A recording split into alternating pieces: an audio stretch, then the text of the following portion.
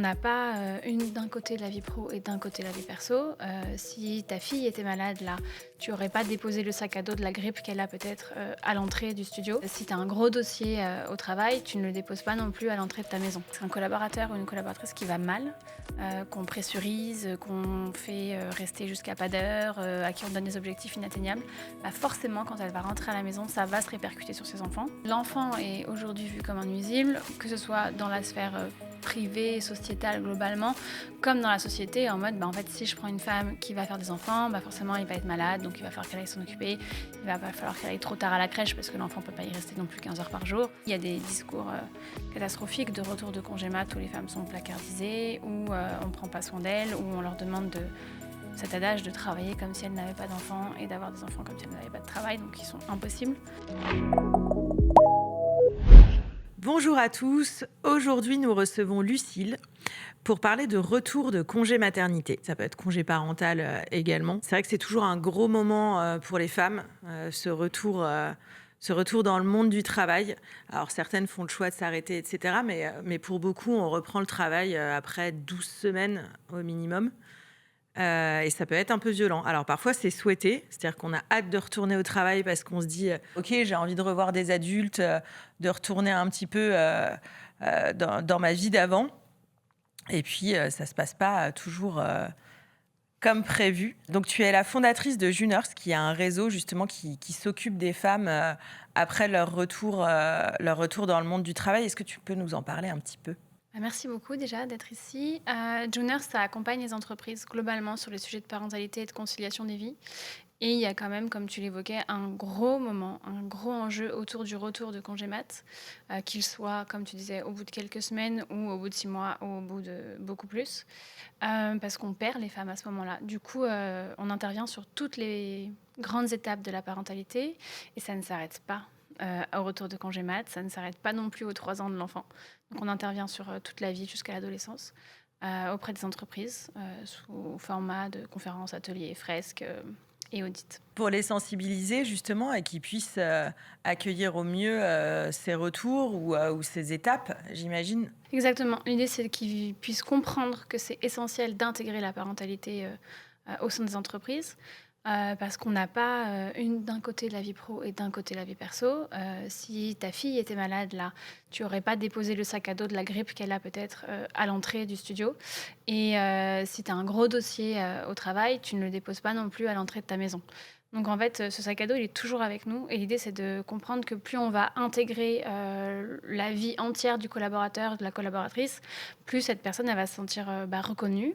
Elle va gagner en confiance et on voit que les chiffres au niveau de la performance, de la fidélité, du turnover, des burn-out sont grandement améliorés. Qu'est-ce qui t'a donné envie de créer ce réseau ? Du coup, Juners, c'est né il y a 3 ans. J'étais déjà indépendante depuis la naissance de mon fils en 2018. Une volonté de ne pas retourner faire des heures de transport parisien pour aller au travail. Et une envie de liberté, parce que c'est un peu la chance, mais en même temps, il y a aussi beaucoup d'inconvénients d'être indépendant. C'est qu'on a une grande liberté de planning. Et puis ensuite, me dire que si j'accompagne les entreprises pour qu'elles prennent soin des collaborateurs et des collaboratrices, in fine, on prend soin des enfants. Parce qu'un collaborateur ou une collaboratrice qui va mal, qu'on pressurise, qu'on fait rester jusqu'à pas d'heure, à qui on donne des objectifs inatteignables, forcément, quand elle va rentrer à la maison, ça va se répercuter sur ses enfants. À un moment ou un autre, on va péter un câble, on en aura marre, on n'en pourra plus et ça va être compliqué. Ou alors, ne serait-ce que psychiquement, on n'est pas vraiment avec son enfant. Du coup, c'est un peu l'histoire du colibri de me dire que j'aide les entreprises à intégrer tout ça, à prendre soin de leurs collaborateurs et à montrer que ça a de l'impact.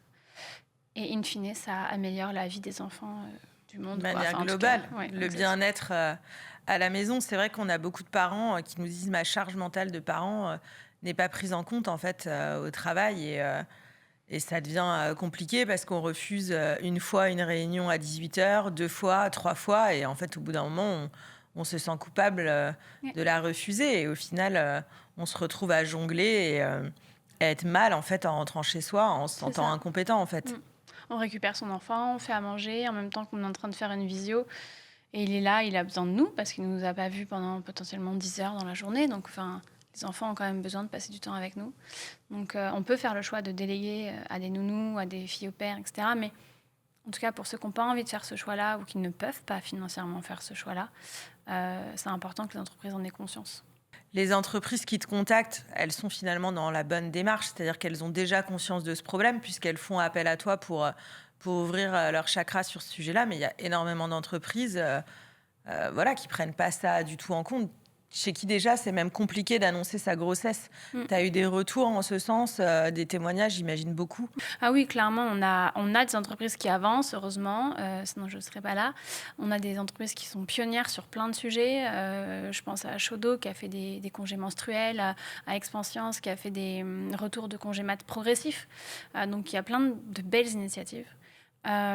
Et justement, le fait que je prenne la parole de plus en plus, c'est aussi dire qu'il n'y a pas que les grosses boîtes qui peuvent faire ce genre de projet. Et que même quand on est tout petit, on a un peu ce frein de se dire en fait, j'aurais pas les moyens, je ne peux pas, ça coûte trop cher, je suis déjà juste à l'équilibre. En fait, ça apporte de la performance financière, de la performance économique, de prendre soin des gens. Donc voilà, essayer d'évangéliser le marché, je pense que c'est important. Mais oui, il y a des discours catastrophiques de retour de congé mat où les femmes sont placardisées, où on ne prend pas soin d'elles, où on leur demande cet adage de travailler comme si elles n'avaient pas d'enfants et d'avoir des enfants comme si elles n'avaient pas de travail, donc ils sont impossibles. Ou de remarques très désobligeantes en mode c'était pas le bon moment de faire un enfant en fait. Mais je trouve que c'est assez cohérent. Enfin, je n'approuve évidemment pas ces comportements, mais c'est assez cohérent quand on voit comment l'enfant est traité dans la société au sens large, puisqu'il suffit d'aller prendre le train, l'avion ou d'aller au supermarché et qu'un enfant... Oui, il est vu comme un nuisible, en fait. Voilà, c'est ça. Donc, en fait, l'enfant est aujourd'hui vu comme un nuisible, que ce soit dans la sphère privée, sociétale, globalement, comme dans la société, en mode, en fait, si je prends une femme qui va faire des enfants, forcément, il va être malade, donc il va falloir qu'elle aille s'en occuper. Il va pas falloir qu'elle aille trop tard à la crèche, parce que l'enfant ne peut pas y rester non plus 15 heures par jour. In fine, je pense que c'est globalement la vision de l'enfant qui est à revoir dans cette société. Et je pense que c'est important que tout le monde en prenne conscience, et notamment les sociétés, les entreprises, en se disant qu'en fait, elles ont un rôle à jouer dans tout ça, et qui n'est pas anodin, parce qu'elles ont... on ne parle pas de millions d'euros, quoi, clairement, avec quelques milliers d'euros, 1000, 2000, 3000. On fait déjà des choses, et c'est aussi beaucoup une posture, une culture, un mindset au niveau du management qui ne coûte pas d'argent, en fait. On va parler des témoignages qu'on a pu recevoir sur le groupe On va tout partager. C'est souvent une angoisse, ce retour au travail, et malheureusement, parfois, ça se matérialise, c'est-à-dire que ce qu'on redoutait arrive. Donc, je vais te lire le premier témoignage.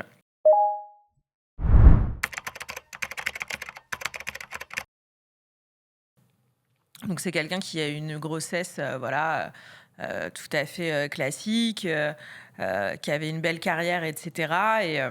Et voilà, l'accouchement a été un peu compliqué, les premières semaines avec son enfant aussi. Et donc, de là, elle retourne au travail.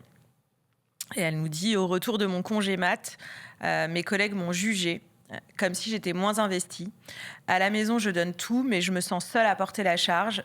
Aujourd'hui, j'ai des soucis de santé qui me rappellent à quel point je me suis oubliée. Parfois, je regrette un peu l'avant. J'étais reconnue, je me sentais compétente. Maintenant, j'ai l'impression de ne rien faire bien et je culpabilise de penser ça. Je pense que la culpabilité et le mot mère, je pense qu'on pourrait presque mettre synonyme dans le Larousse. C'est un vrai sujet pour toutes les mères et même moi. Enfin, clairement, j'ai beau être experte sur ces sujets, je culpabilise. J'étais pas chez moi hier soir, je serai pas chez moi ce soir. Voilà, j'ai un truc en moi qui, je sais, s'allumera pas forcément chez d'autres personnes, potentiellement leur père, par exemple. Donc, un des points qui me marque dans son témoignage, et il y en aura un second, c'est la partie « j'ai l'impression de tout porter ». Pour moi, il y a un très, très gros enjeu au retour de congé mat, c'est la place du coparent, que ce soit un homme ou une femme.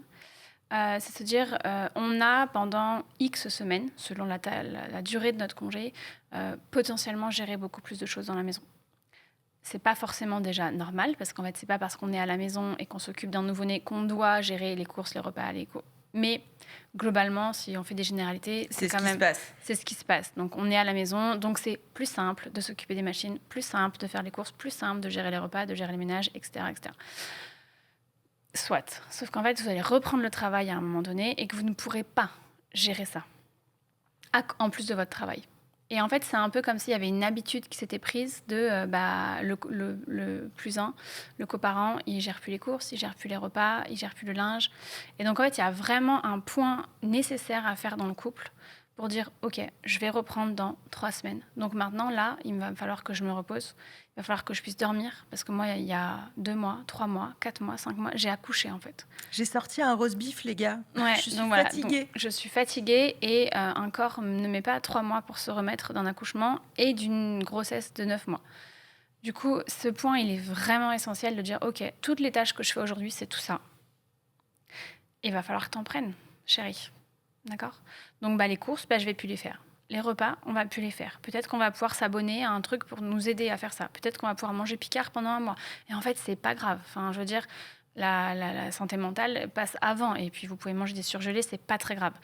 Et en fait, on liste et on répartit. Et en fait, pour moi, la place du coparent à ce moment-là, c'est de prendre plus du coup.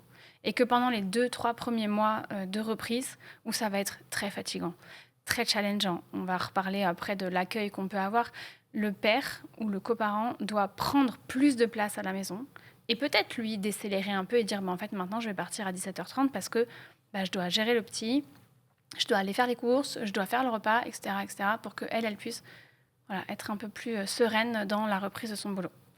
Après, il y a un autre point dans son témoignage. Bon, on a des entreprises toxiques, je pense et des managers toxiques, mais on a aussi plein de managers et plein d'équipes, et je l'ai vécu avec mon mari qui a eu un retour de congé mat quand j'ai commencé à travailler le sujet, qui pensent bien faire et en fait qui ne savent pas comment faire. Et je pense que c'est hyper important pour les boîtes de se rendre compte que quand on a ce type de témoignage, on a perdu le talent en fait.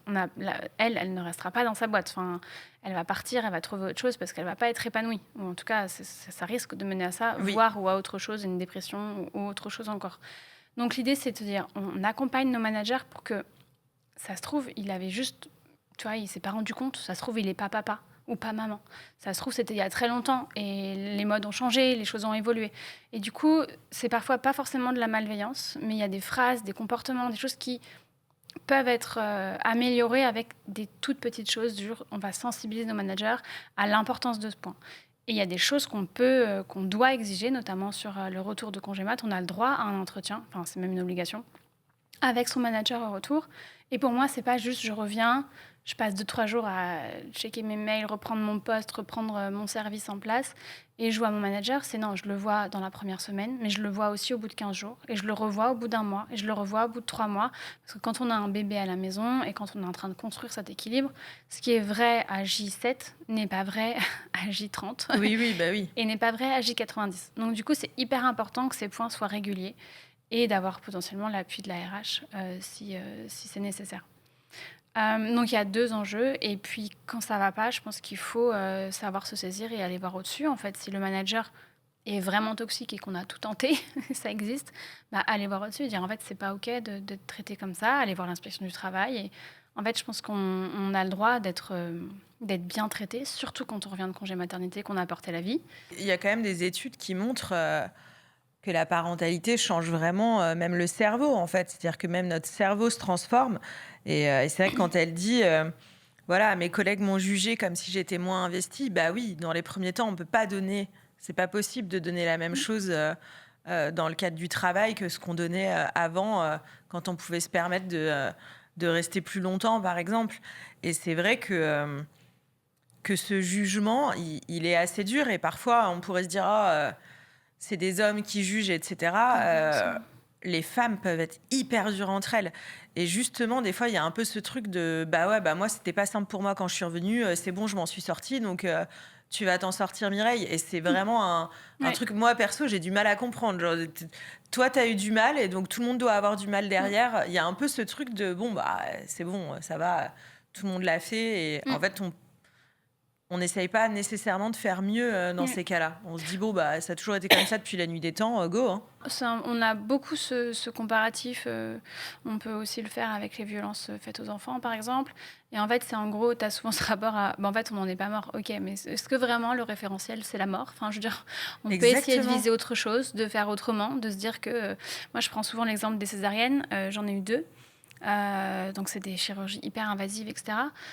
Si on m'avait opéré comme on a opéré mon arrière-grand-mère, En fait, non. Le chirurgien, en fait, en 50 ans, il s'est remis en question. La chirurgie a évolué, la science a évolué. Du coup, au lieu de faire un grand T au milieu de mon ventre, ils ont fait une petite incision de 12 centimètres en bas, au-dessus du pubis. Donc, en fait, ça change. Et c'est nécessaire que ça change, donc, pour tous les sujets. Donc, hyper important de faire évoluer tout ça et d'ouvrir des portes d'enfoncer des portes pour que ça bouge. Je te lis un deuxième témoignage.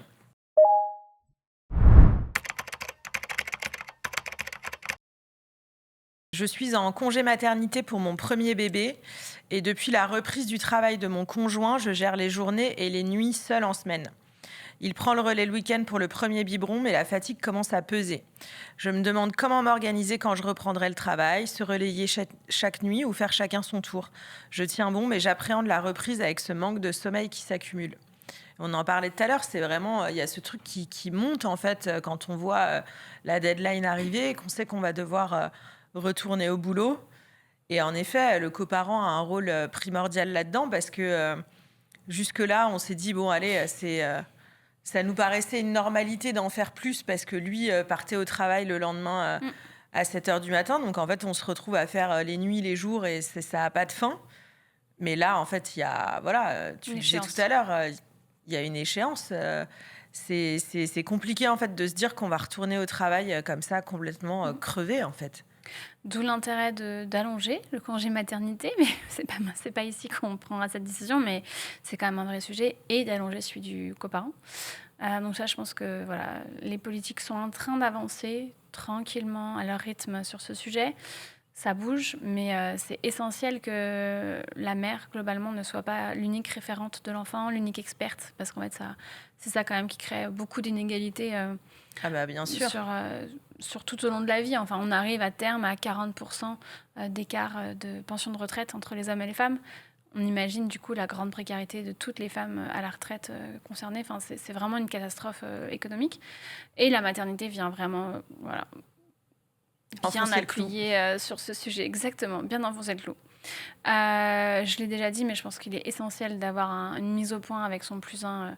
L'idée n'est pas que ce soit dans l'animosité, c'est une communication de couple en disant il faut qu'on revoie des choses parce que là, ça peut pas tenir, l'équilibre ne peut pas tenir comme ça. Je pense qu'on ne peut pas malheureusement élever son enfant seul, donc on est malheureusement parfois seul dans un appartement parisien et on n'a pas trop le choix, mais peut-être qu'il y a des relais qui peuvent venir, peut-être qu'on a une amie qui peut venir 2 heures samedi pour que je puisse faire une vraie sieste où j'ai absolument pas l'inquiétude que mon enfant se réveille au bout d'une demi-heure. Non, c'est tu vas prendre 2 heures, tu vas aller te coucher, moi je vais aller au parc avec l'enfant et tout va bien se passer en fait. On a du mal à demander de l'aide, on a du mal à demander du soutien et c'est vraiment essentiel que les mères fédèrent autour d'elles des gens de confiance pour se faire soutenir, être soutenues.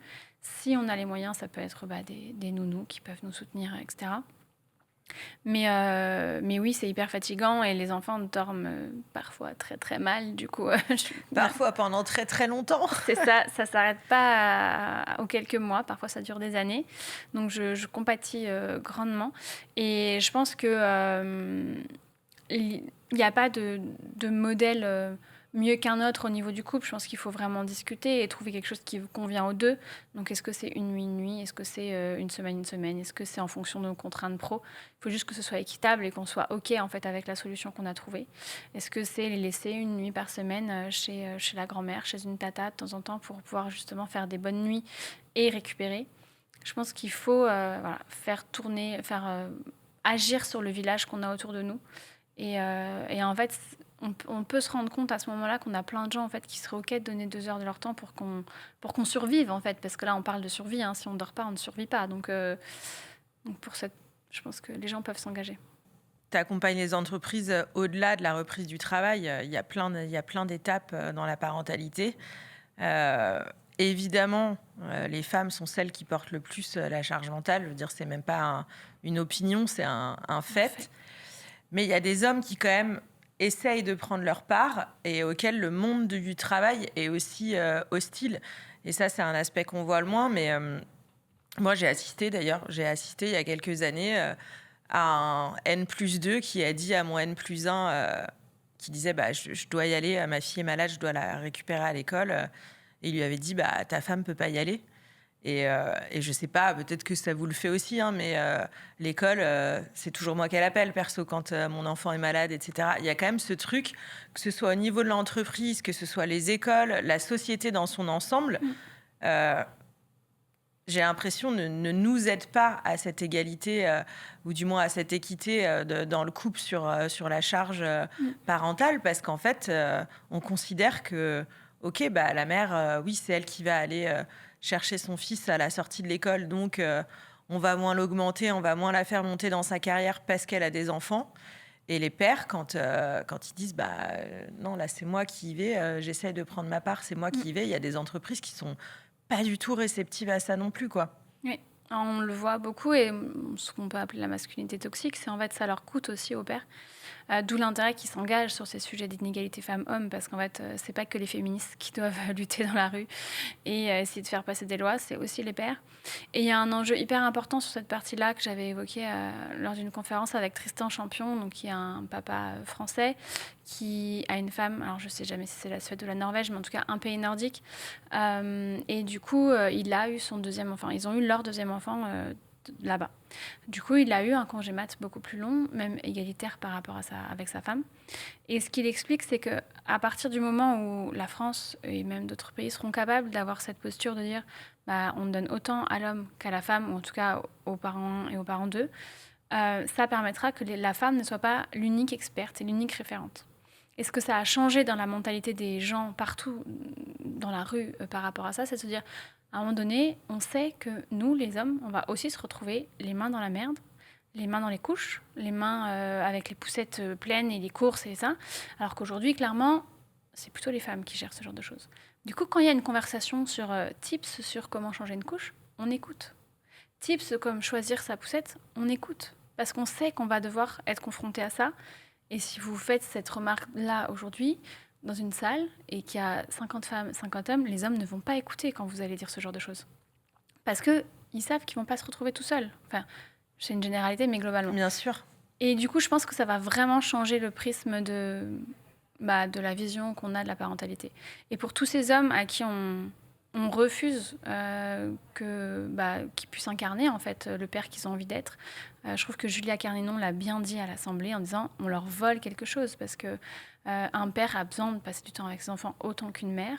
Son cerveau est autant modifié s'il passe du temps avec ses enfants au niveau de l'attachement et tout, etc. Donc c'est hyper important qu'on leur vole pas ça en fait, qu'on les laisse finir plus tôt quand ils ont envie de finir plus tôt et s'investir quand ils ont envie de s'investir. Et je refais une parenthèse par rapport à un point qu'on a vu avant, mais un parent, ok, c'est pas le même quand il revient. Ok, on est fatigué. Ok, on a des contraintes horaires qu'on n'avait pas avant, parce qu'on est timé au début, à la fin de notre journée, parce qu'on peut avoir des contraintes de maladie, etc. Surtout au début, sur les gardes, ça peut être compliqué. Mais on gagne aussi tellement de choses. Le multitâche, l'efficacité, on perd plus de temps aux choses inutiles. Et au final, on n'est pas moins compétent, moins performant. On peut avoir des moments où on est moins bon et c'est OK, c'est la vie en fait. Et c'est pour ça que j'aime beaucoup parler de conciliation des vies en entreprise sans forcément prendre que l'axe de la parentalité. Parce que j'estime que tout le monde a besoin d'avoir quelque chose à côté. Des assos, des side projects, envie de regarder la télé, envie d'être avec son chien, avec sa tante, ou d'aider sa mère qui est malade. Donc en fait, quand on travaille sur cette culture, cette flexibilité, le fait que notre vie perso a de la place et de l'importance, on travaille pour tout le monde. Et du coup, on évite d'avoir ce truc de « oui, mais les parents, ils ont de la chance, on peut leur... » Non, c'est en fait, on favorise une vie agréable pour tous les collaborateurs et toutes les collaboratrices, notamment les parents, mais aussi tous les aidants, notamment les aidantes, parce qu'il faut savoir que c'est globalement aussi les femmes qui sont aidantes dans notre société. Ah oui, complètement. Et il y en aura de plus en plus dans les années à venir. T'avais vu les stats sur Doctolib ? 80% des rendez-vous sont pris par les femmes, que ce soit pour leurs conjoints, leurs parents, leurs enfants. Et je crois que c'est 75% des aidants qui sont des aidantes. Parce que globalement, la notion du care, c'est chez nous. Mais en même temps, ça se joue au pied du sapin de Noël. Hein. Enfin, je veux dire, Ça se joue dans les rayons de supermarché qui sont bleus et roses. Et on achète des poupons, des fers à repasser, des cuisines aux filles, et puis des tanks et des Lego aux garçons. Enfin, c'est cliché parce que c'est en train d'évoluer, mais c'est aussi en train d'évoluer dans un microcosme qui est sûrement le nôtre. Mais il y a plein d'endroits où ça bouge pas, en fait. Et c'est OK de dire les femmes vont là-bas et nous, on est là. Ouais, je pense que tout se joue aussi dans l'enfance. Et les outils type fresque de l'équité, fresque du sexisme, elles viennent vraiment nous mettre un peu le nez dans le caca, dire en fait, regarde, dès 4 ans, les enfants, ils ont intégré les stéréotypes de genre. Donc tu leur montres des bonhommes asexués, et ils savent déjà que celui qui domine, et celui qui est dominant, c'est l'homme ou la femme. Enfin, c'est à 4 ans. Enfin, je trouve que ça se joue vraiment dès l'entrée à l'école. Enfin, j'avais pas l'impression que c'était déjà, tu vois, en place à la crèche, etc. Et je sais que ma fille, dès qu'elle est rentrée à l'école, je me suis dit, ah, ça y est. Ça y est, elle a un verre rose à la cantine, les garçons ont un verre bleu. Je pensais même pas que... Je me suis dit, c'est bête, hein, mais je me suis dit, bon, dans les années 2020, ce genre de truc... je pensais que les clichés de genre étaient plus insidieux, étaient encore là, mais plus insidieux, qu'on faisait un peu plus attention. Oui. Et non, ça dépend. Vert bleu, vert rose, ok, bon bah, n'essayons pas de changer les choses. Je vais te lire un troisième témoignage.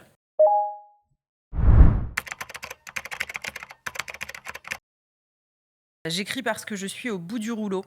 J'ai repris récemment le travail après un congé mat et rien ne va plus au boulot. Je travaille dans un bureau et depuis mon retour, je sens un changement de comportement envers moi. Personne ne m'a tenu au courant de ce qu'il s'est passé durant mon absence. On ne me parle pas alors que tout se passait bien avant mon départ. Comment gérer ce sentiment d'exclusion ? Est-ce que je dois partir ? Bon, ça fait beaucoup de choses dans un témoignage, donc déjà je lui envoie plein de courage à cette maman. La première chose, c'est je suis au bout du rouleau, et on aurait aussi pu le dire sur les 2 précédents, c'est en fait avant de tomber, il vaut mieux s'écouter. Donc c'est hyper important quand même de ne pas attendre d'être trop au bout du rouleau, parce qu'en fait une famille c'est quand même un équilibre, qu'elle soit maman solo ou en couple. En fait, si vous tombez, c'est un peu toute la famille qui se casse la figure. Donc, c'est un peu avant... Voilà, on parlait d'iPhone juste avant que votre iPhone il soit à 2%, allez chercher votre chargeur. Parce qu'en fait, il va s'éteindre, en fait. Et je peux en parler parce que personnellement, j'ai pas écouté à un moment donné. Et en fait, j'ai fait 2 malaises. Malheureusement, c'était le jour où mon mari était en déplacement. Donc, j'ai perdu connaissance dans ma salle de bain. Et en fait, je me suis dit, j'aurais peut-être dû m'écouter un peu avant. Donc, je pense que c'est hyper important que... je ne sais pas ce qu'elle a comme ressources autour d'elle. Est-ce que c'est son mari, sa mère, son père, son tonton, bref, quelqu'un qui peut la soutenir. Mais c'est important de s'écouter. Et les derniers chiffres de l'ONG Make Mother Matters montrent qu'au niveau européen, on a quand même 50% des mères qui sont en détresse psychologique, donc qui ne vont pas bien. Donc ça fait une mère sur 2 quand même, juste pour poser le cadre. Donc il y a un vrai sujet sur la santé mentale globalement, des enfants aussi, mais notamment des mères. L'autre point, c'est au niveau de son travail. Alors, est-ce qu'elle doit partir ? J'ai pas la solution, j'ai pas assez d'infos dans tout ça, mais 2 choses. On peut être dans une entreprise toxique, on l'a déjà dit, et dans ce cas-là, j'ai envie de dire oui, fuyez. Alors après, il y a tous les enjeux économiques, etc. Ouais. Mais oui, enfin, je veux dire, une entreprise qui est vraiment toxique, elle ne changera pas comme ça du jour au lendemain. Après, elle a peut-être des ressources. Ouais, je pense que c'est important de rappeler qu'il y a des droits quand même. Il y a des droits, et puis il y a même des gens dans l'entreprise. Est-ce qu'il y a un CSE qui peut être là, un CHSCT qui peut être là, des RH qui vont pouvoir l'écouter, l'entendre, et peut-être qu'elle a besoin d'aller parler à ces personnes-là pour dire en fait ce qui se passe, c'est pas OK. Et d'aller présenter des idées de solutions, en fait. L'idée, ça peut être aussi de ne pas arriver avec des problèmes, mais de dire en fait il se passe ça, et là je pense qu'il y a des choses à mettre en place, et voici quelques idées. Et le 3e point, c'est les biais de confirmation. Parce qu'en fait, on a tous ce truc de je crois quelque chose, je crois que tu m'aimes pas trop. Tu vois, on est en train de faire l'émission, mais je crois que tu m'aimes pas trop. Et en fait, tout ce que tu vas faire, mon cerveau va l'analyser en mode si elle fait ça, c'est que ça confirme. Si elle fait ça, c'est que ça confirme. Si elle fait ça, c'est que ça confirme. Et on peut, je dis pas que c'est le cas, mais on peut avoir tendance à du coup s'enfermer un peu dans un truc où c'est un peu comme quand vous leviez du pied gauche dans la journée, quoi. Forcément, le feu va passer au rouge. Forcément, la machine à café, il y a plus d'eau. Forcément. Alors qu'en fait, vous seriez levé du pied droit, ça se trouve, ces choses seraient arrivées et vous les auriez pas vues, en fait. Donc, il faut faire aussi attention aux biais de confirmation. Et peut-être ça peut être intéressant, si elle se sent capable, mais là, il y a encore une question de est-ce qu'elle n'est pas trop au bout du rouleau pour le faire, d'ouvrir la discussion, en fait. Qu'est-ce qui se passe? Souvent, on a peur en entreprise d'ouvrir la discussion parce que je pense que c'est un peu pareil. On se retrouve un peu dans ce moment de l'enfance où il faut aller dire pourquoi tu joues pas avec moi, tu vois. C'est un peu ce truc de j'avais l'impression que ça se passait bien. Aujourd'hui, j'ai l'impression d'être une grosse merde en étant revenue au boulot. C'est ça. Et tu le disais, d'aller voir le CSE ou les RH, etc. Mais de ce côté-là, on n'est pas toujours forcément entendu. Et je crois qu'il faut qu'on rappelle quand même aussi, une femme qui revient de congé maternité, de congé parental, elle a des droits. Tu disais tout à l'heure, il y a un entretien qui doit être fait. Elle peut pas perdre son poste, elle peut pas avoir un poste moins bien qu'avant, elle peut pas avoir été rétrogradée. On peut pas lui avoir retiré ses missions, etc. Et c'est vrai qu'il y a beaucoup de femmes qui se laissent aussi écraser à ce moment-là parce que fatiguées, parce que c'est un moment de c'est une vulnérabilité. bataille à mener à un moment où en fait on dort pas, on vient d'avoir un enfant, etc. C'est compliqué. Et donc on oublie que c'est des droits, C'est ça. c'est dans le droit du travail, quoi. On peut pas vous faire revenir et vous mettre à un poste inférieur que ce que vous aviez avant, ou vous avoir changé toutes vos missions, quoi. Et du coup, d'où l'intérêt, si tout ça ne marche pas, de pouvoir saisir potentiellement des avocats. Il y a aussi de l'aide juridictionnelle qui peut être gratuite s'il y a des complications, s'il y a des enjeux financiers. L'inspection du travail peut aussi être un relais et en fait, faut pas se laisser faire. Malheureusement, on est dans des moments de grande vulnérabilité. Parce que comme tu disais, on dort pas. On ne se sent pas forcément bien dans son corps aussi. On n'est pas forcément remise physiquement. Psychiquement, j'en parle même pas. Donc, c'est pas simple, mais essayer de se faire entourer, peut-être d'en parler.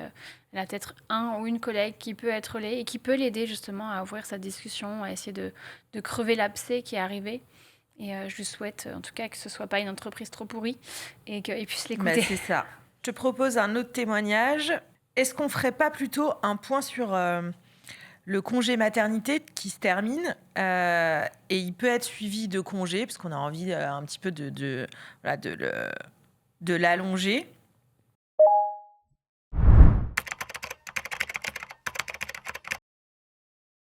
Donc il y a une femme qui nous dit je reprends mi-novembre et souhaite ensuite passer à un congé parental à 80% sans travailler les mercredis. Mais j'ai lu que la CAF, elle ne verse pas la prépare que pour les mois complets. Est-ce que c'est vrai? Est-ce qu'il vaut mieux commencer le congé parental début décembre pour ne pas perdre un mois d'aide? Est-ce que tu sais exactement ce à quoi on a le droit quand on... Alors, les sujets de tout ce qui est CMG, prépare, etc., je pense que le mieux, et la CAF répond quand même globalement assez vite, c'est par rapport à son contexte de vie, sa posture, ses droits, etc., son coefficient de la CAF. Ouais. Qu'elle leur écrive ou qu'elle aille les voir, parce qu'on peut quand même avoir des rendez-vous assez facilement. Un petit peu de patience, mais globalement ils répondent et ils auront vraiment toutes les données. Par contre, ce qui est important de préciser pour toutes les mères qui ne seraient pas au courant, c'est le congé parental, il est obligatoire. On vous l'accorde de manière obligatoire. C'est pas j'espère que mon manager va m'accorder mes mercredis. Non, il est obligé de vous l'accorder jusqu'aux 3 ans de l'enfant. Quand tu veux revenir à temps partiel, il n'a pas le choix. Il n'a pas le choix. Jusqu'aux 3 ans de l'enfant. Et le temps partiel, ça peut être je veux que mes mercredis, ou je veux un 70%, ou je veux un 90%, et du coup avoir une après-midi ou un jour tous les 15 jours. C'est entre guillemets vous qui choisissez. Et ce qui est très important dans ces points, dans cette démarche, tout à fait louable de dire je veux passer plus de temps avec mon enfant ou je veux m'accorder un peu de temps pour respirer, c'est de revoir vos objectifs. Parce qu'en fait, être payé 80% mais faire le poste d'avant, c'est pas OK. Donc, on revoit les objectifs, on revoit la fiche de poste. Et là, c'est un travail, du coup, c'est un peu de la co-responsabilité. C'est pas que le manager qui est le méchant, pour le coup, et le salarié qui subit. Non, c'est je suis salarié, je souhaite avoir un 80%, je liste mes projets, je liste mes tâches ou mes missions au sein de mon poste, et j'essaye d'estimer le temps que je passe. Et OK, on va regarder tout ça, et on va enlever des choses. Et c'est important de le faire pour que ce soit équitable, en fait, sur le long terme. La CAF n'aime pas les mois pas complets, donc ça c'est sûr qu'elle ne versera pas sur les mois pas complets, mais encore une fois sur les droits, les coefficients, il vaut mieux quand même qu'elle les contacte en direct. Oui, bien sûr. C'est vrai qu'en France c'est quand même pas simple de connaître et ses droits et même quand c'est la CAF, etc. Des fois, il y a des trop perçus, des pas assez perçus. C'est pas C'est simple. un enfer administratif. Ouais. On a le droit à plein de choses et finalement pas à grand-chose non plus quand on regarde bien de plus près.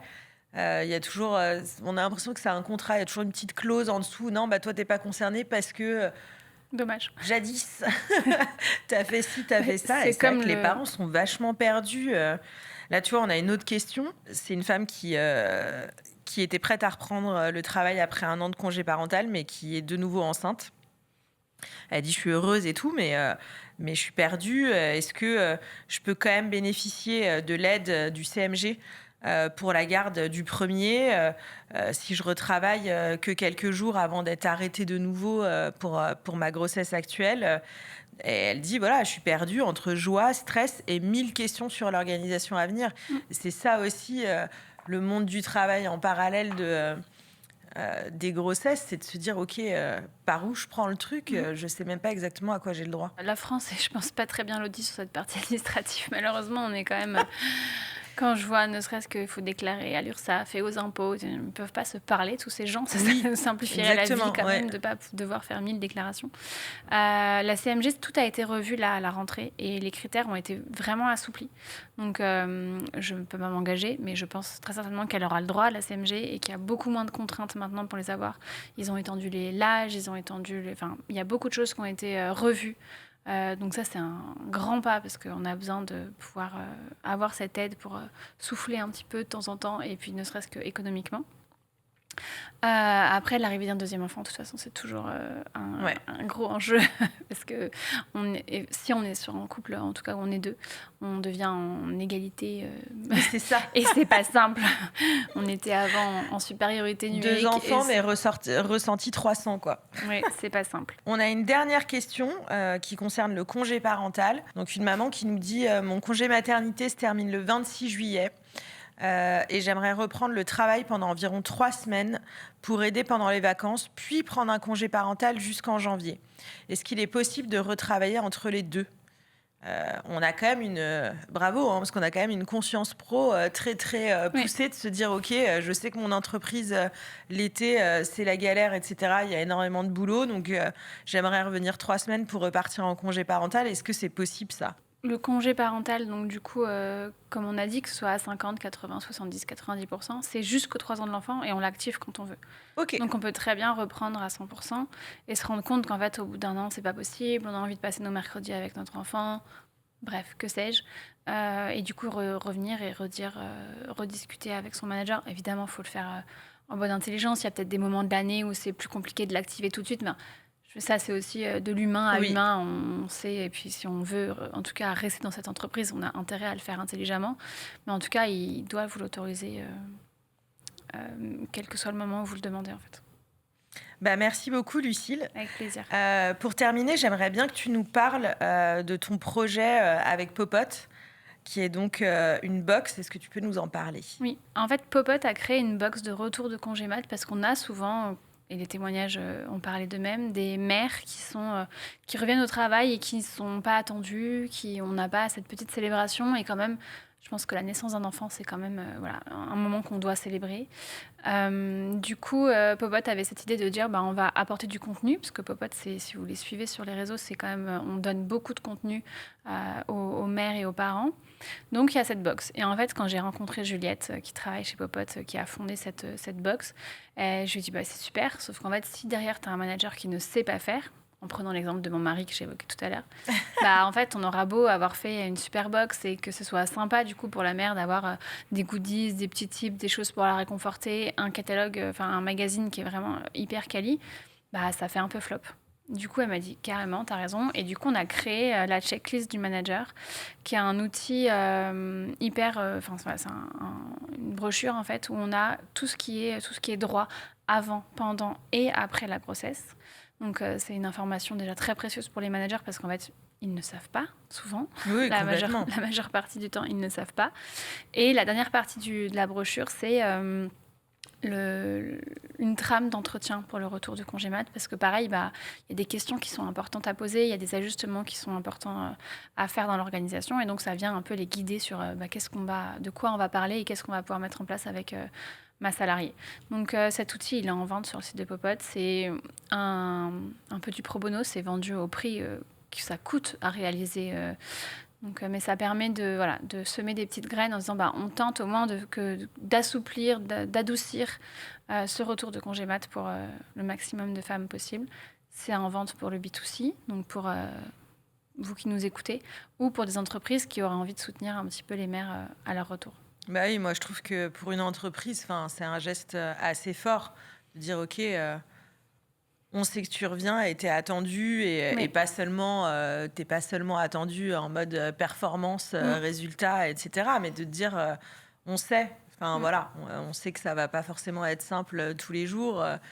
Et puis c'est vrai que je pense qu'il y a forcément la question du droit, mais il y a de l'humain, quoi. C'est vachement d'humain et d'un peu comprendre, oui, ok, il va y avoir des horaires plus tard, mais peut-être que le premier jour de la reprise, tu peux peut-être permettre à la maman d'aller chercher son enfant un peu plus tôt à la crèche, parce que je t'assure qu'elle doit avoir bien les boules quand même.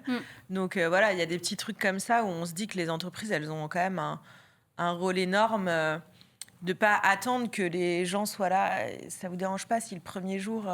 je pars 1 heure plus tôt, mais que ce soit acquis, en fait. Que ce soit acquis pour que, justement, on se sente légitime et bien dans ce retour au boulot, quoi. Et puis, on parlait tout à l'heure des pères, mais aussi important que le papa ou le plus un qui a eu un enfant, qui est lui pas revenu de congé maternité, mais qui a quand même vécu un grand chamboulement, il est potentiellement pas trop de déplacement sur le premier mois, surtout quand c'est un deuxième enfant et que, parce que je vous assure, se retrouver avec un enfant de 3 ans et un nouveau-né, c'est pas du sport, c'est un semi-marathon tous les soirs. Du coup, c'est des choses qui payent pas de mine. Pour le coup, on disait qu'ils ne coûtent pas d'argent, mais en fait, veillez à ce qu'il n'y ait pas de déplacement, veillez à ce qu'il n'y ait pas trop de nocturnes, trop de ci, trop de là, parce qu'en fait, c'est la mère qui trinque derrière. Donc, c'est important aussi d'avoir conscience de ce qu'il y a derrière. On nous parle de cette magnifique expression, le réarmement démographique. Retourner faire des enfants, femmes. Mais en fait, si le reste ne suit pas derrière, non. Non. On sait qu'on perd 25% de salaire dès le premier enfant, et ce fossé continue de se creuser si on en a d'autres. Donc, pourquoi vous voulez faire des enfants, en fait ? Pour gagner moins et que votre conjoint augmente. Enfin, je veux dire, à un moment donné, pour en faire plus. Un des chiffres que j'ai lu récemment qui m'a fait me rasseoir sur mon canapé, c'est qu'il y a 12 ans de temps d'écart de charges parentales et domestiques entre les hommes et les femmes. 12 ans de plus pour les femmes. Et qu'on passe 12 ans de notre vie à nous occuper de ces tâches-là, de plus que nos maris. Ils devraient s'y mettre, parce qu'en fait, c'est peut-être pour ça j'allais dire qu'on dure plus longtemps. C'est pas le bon mot, mais c'est quand même prouvé que les femmes vivent plus longtemps que les hommes. Donc mettez-vous à faire la vaisselle, parce que je suis sûre que c'est grâce à ça. C'est ça, je pense que ça impacte beaucoup. Voilà. Et l'aspirateur et changer de drap aussi. Exactement. C'est un gros impact sur Sans mettre de chaussettes rouges dans le linge blanc. Voilà. J'espère que tu as entendu. Merci beaucoup, Lucille. Merci. Et puis on a hâte de suivre tes futurs projets. Et donc je rappelle le nom de ton entreprise que tu as créée, donc qui est Juners. Et donc la collab avec Popote, vous pouvez aller acheter la box, la conseiller à votre entreprise, l'acheter à votre meilleure copine qui va reprendre le boulot. Merci beaucoup. Merci, à bientôt.